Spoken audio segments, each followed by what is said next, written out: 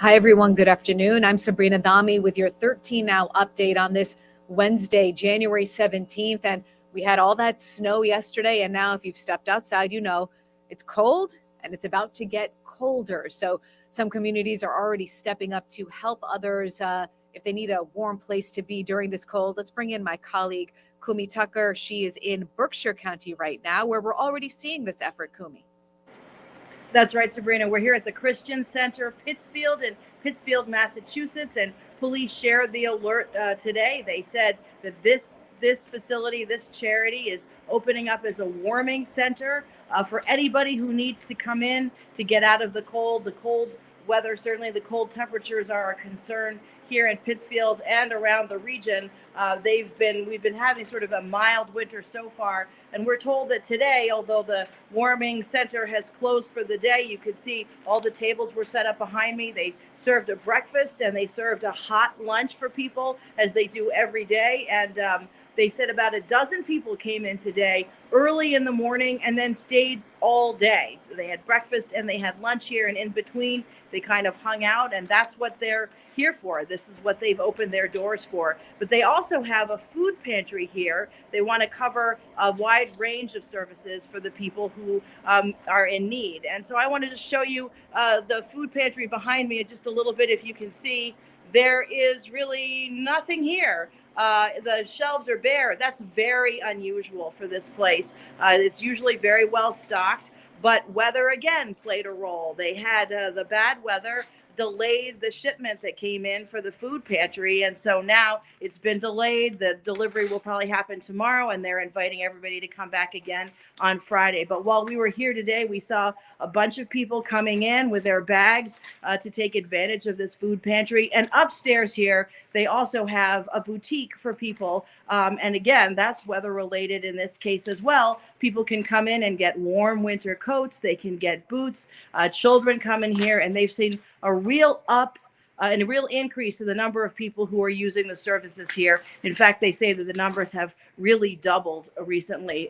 They've got a lot of young families coming in to take advantage of all of the services they offer. They've also been able to hire translators so that some of their families who come in here don't speak English, and so they are able now to make it a little bit easier to serve some of the people here with dignity. Well, thank goodness that a place like this exists over there. Kumi, for people who are just joining us, where is this located? And a reminder, it's open to anyone? It's open to anybody. The doors are open. The breakfast and the hot lunches are open every day for people. Anybody can come in. There's no judgment. You don't have to sign up ahead of time. This is the Christian Center in Pittsfield, Massachusetts.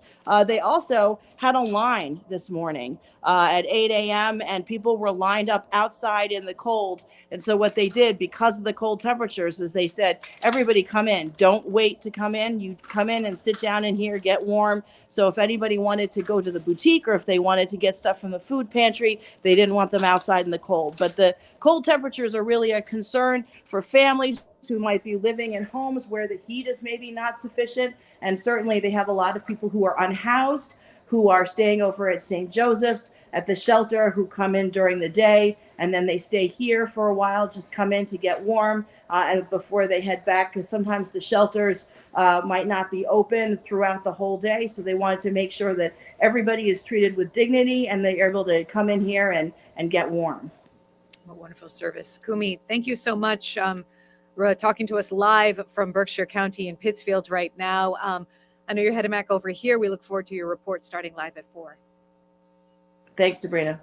Safe drive back over here. And let's take a live look outside right now so you can see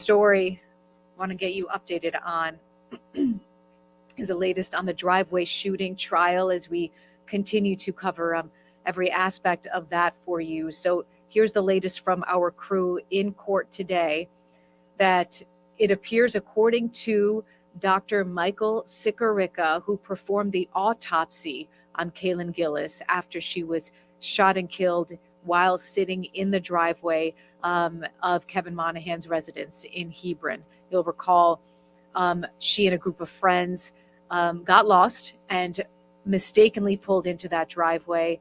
And that's when police say Kevin Monahan fired a shotgun at the cars, and one of those bullets hit and killed Kaylin Gillis. In court today, Dr. Michael Sikorica, who performed that autopsy, said that the gunshot severed Kaylin Gillis's spinal cord.